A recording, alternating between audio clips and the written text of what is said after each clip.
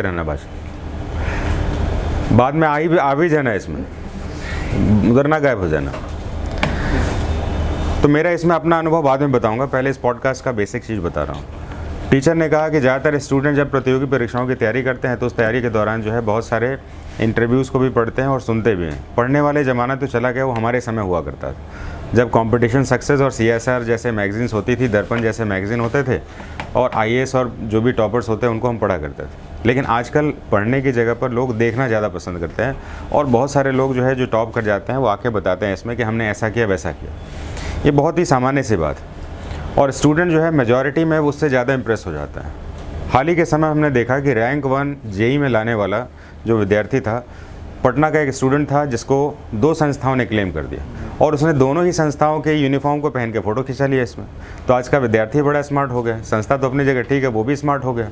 तो ये विवाद तो चल रहा है इसमें। अब बात यहाँ पर ये हो रही है क्या स्टूडेंट जो टॉप करने के बाद बोलता है उसकी क्रेडिबिलिटी कितनी है।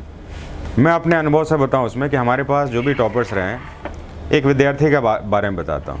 एक विद्यार्थी था हमारे पास, और जब एग्ज़ाम पास करता है CAPF एग्जामिनेशन, रिटन इंटरव्यू दोनों हमारे पास से पास करता है। पास करने के बाद एक सिंपल सा बात होता है, क्लास में आके बताना होता है। तो क्लास में आके मुझे बड़ा पहली बार आश्चर्य हुआ। ये बात हो रही है लगभग जो है समझ लिया 18-20 साल पहले की बात हो रही है, जब वो पास हुआ था। वन ऑफ द टॉपर में था, है ना। बिलो 50 रैंक्स में जब आते हैं तो टॉपर ही मानते हैं। तो मेरे ख्याल से उसका 42 या 43 रैंक था उसका, all over India CAPF।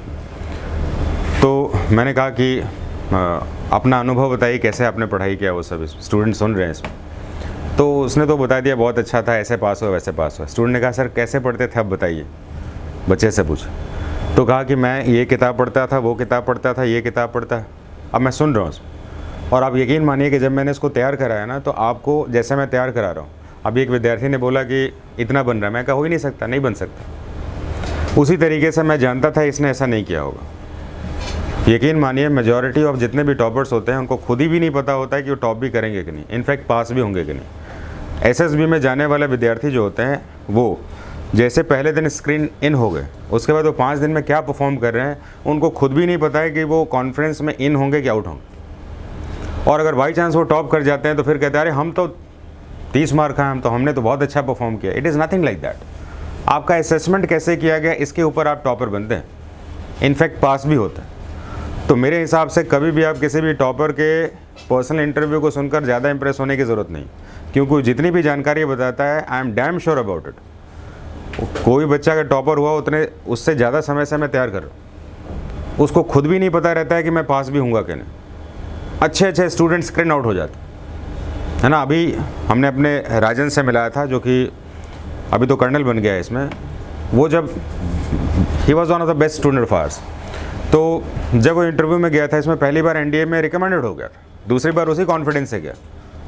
NDA में रिकमेंडेड स्टूडेंट जो है जब दोबारा गया इसमें NDA में मेरिट आउट हो गया था, दोबारा गया तो नॉन रिकमेंडेड हो गया। और तीसरी बार उस बच्चे में ये कॉन्फिडेंस भी नहीं था कि मैं अब SSB में स्क्रीनिंग भी पास हो जाऊँगा। लेकिन उसी इंटरव्यू बैच में मैं बात कर रहा हूँ 2008 बैच की, राजन कुमार ने TAS टेक्निकल एंट्री को ऑल ओवर इंडिया रैंक 12 से पास किया। अच्छा 12 को टॉपर मानते हैं कि नहीं मानते? 12 इज टॉपर। तो आप मुझे बताइए कि वो बच्चा जो पहले NDA में मेरिट आउट हुआ था, दूसरे में कॉन्फ्रेंस आउट हुआ था, तीसरे में कॉन्फिडेंस ही नहीं था, तीसरे वाले बैच के लिए हमने तैयार कराया था उसको। अच्छा वो पास हुआ TAS एंट्री में, क्योंकि उसमें रिटन भी नहीं होता है। तो उस बच्चे ने अगर बाई चांस आपको बताया कि अरे मैं तो डैम श्योर था इस बार पास हो जाऊँगा, आप बताइए कैसे डैम श्योर था? उसको तो ये भी कॉन्फिडेंस नहीं था कि पास भी होगा कि नहीं होगा। इसलिए कभी भी टॉपर के इंटरव्यूज़ को इतना सीरियसली मत लीजिए, क्योंकि जो भी बताते हैं इसमें, अब वो क्यों बताते हैं, इसकी साइकोलॉजी क्या है? इसकी साइकोलॉजी ये है कि कोई भी स्टूडेंट जब अपने सफलताओं को अचीव कर लेता है, जो भी अपने ऑप्शंस होते हैं उसको अचीव कर लेता है, उसको अपने डोमेन को बड़ा दिखाने के लिए, अपनी मेहनत को अच्छा बताने के लिए वो बहुत सारे पॉकेट्स का यूज़ करता है। मैं एक विद्यार्थी की जो बात कर रहा था अभी CAPF बैच की, उस बच्चे का ज्योग्राफी ऑनर्स था, और ज्योग्राफी ऑनर्स के बाद इंटरव्यूज़ में जब मैंने उससे पहला क्वेश्चन पूछा था, can you tell me why the shape of the earth is oblate, and he was not able to describe it. वो इस सामान्य क्वेश्चन को भी नहीं बता पाया, यकीन मानिए। तो ये कहना कि जो है हमने ये किताब पढ़ा, वो किताब पढ़ा, लक्ष्मीकांत पढ़ा, तो ये पढ़ा, इसमें ये सब एक जगह पर बकवास है। उसको खुद नहीं पता होगा कि उसने क्या चीज़ पढ़ के पास की। इसलिए टॉपर्स को छोड़ दीजिए, अपनी प्रैक्टिस को खुद ध्यान दीजिए। एवरेज स्टूडेंट का जो कमेंट होता है ना, या बहुत जो वेटरन टाइप के लोग होते हैं, वो आपको बहुत ही एवरेज का आंसर देंगे और वो आपको मोटिवेट करेगा, ये आपको डीमोटिवेट करेगा। आप पढ़ेंगे ना तो आप अचीव ही नहीं कर पाएंगे। जैसे मान लीजिए आपके बीच में आके कहता है कोई, मेरा एनडीए में जो है ना ये 300 में से जो है 280 नंबर आ गया, मैंने सारे क्वेश्चन एकदम रट लिए थे। अब आप बताइए कि इस क्वेश्चन को सुन के आप इम्प्रेस ज़्यादा हो रहे हैं कि मोटिवेट ज़्यादा हो रहे हैं? आप इम्प्रेस ज़्यादा हो रहे हैं, मोटिवेट नहीं हो रहे, मोटिवेट नहीं हो रहे। तो एक्चुअली स्टूडेंट चाहता ही है कि आप उसकी बातों से इम्प्रेस हो जाए। क्यों भाई? क्योंकि उसने मेहनत जो की है ना, उस मेहनत के हिसाब से उसको रिस्पेक्ट मिलेगा। अगर आपने उसको कहा होता है सर मैंने टेक्टफुली तैयारी किया, और टेक्टफुली तैयारी करने पे मैंने एनडीए में जो है 300 नंबर के क्वेश्चन में से 120 से 130 नंबर आ गया मेरा, या 150 नंबर आ गया। अब बताइए आप में से हर एक बैठा हुआ लड़का से, अरे इतना में इससे ज़्यादा तो हम ला लेंगे, ये तो बकवास लड़का है। बताइए, मोटिवेशन ख़त्म, इंप्रेशन भी ख़त्म, और बताने वाला ऐसा कोई बताएगा नहीं आपको। इसलिए सामान्य रूप से जो विद्यार्थी होते हैं, जो स्ट्रैटेजी से चलते हैं ना, उनके पास की जानकारी आपको हमेशा मोटिवेट करती है।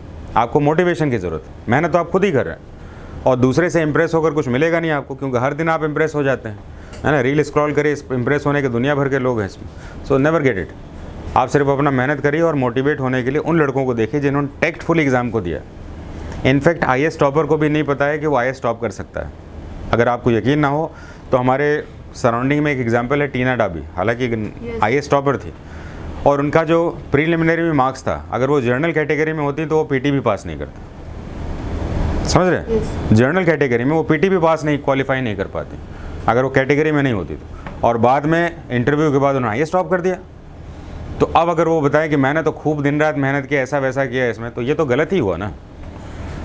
हर पास होने वाला विद्यार्थी जो है अपने मेहनत को बताना चाहता है, जबकि आपके पीछे आपकी एक टेक्निक होती है, और उस टेक्निक से आप टॉप भी कर सकते हैं। इसलिए कभी भी दूसरे से इम्प्रेस मत हो, आप अपनी टेक्निक पे ध्यान दें। किसी की टेक्निक ये है, किसी की वो है, किसी का जीएटी पेपर होगा, किसी का इंग्लिश पेपर होगा, और किसी का मैथ्स पेपर होगा। मेजॉरिटी ऑफ आईआईटी एस्पिरेंट्स आपके साथ जो भी होंगे उनका देख लीजिएगा, इसमें मैथमेटिक्स का स्कोरिंग बहुत बढ़िया होगा।